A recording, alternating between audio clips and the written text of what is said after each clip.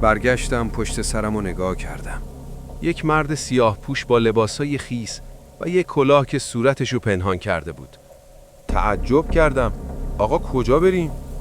خم شد و یک جعبه بهم داد. این مال منه؟ سر تکون داد. روی جعبه یک کاغذ بود. کاغذ رو باز کردم که نوشته بود دخترت اینجاست. در جعبه رو باز کردم، سر دخترم اونجا بود. چشمام گرد شد. گرمای تندی از گردنم پخش شد.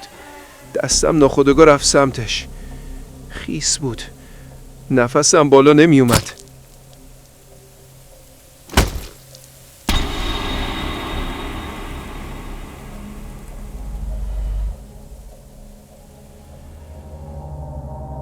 این ماجرا مربوط به قتل دیشب بود. جنازه راننده بدون چشم با سر دخترش در ماشین پیدا شد. انگار موج جدیدی از قتل‌ها دوباره شروع شده بعد از 1 سال و حالا هیچ کس نمیدونه نفر بعدی کیه. این داستان ادامه داره.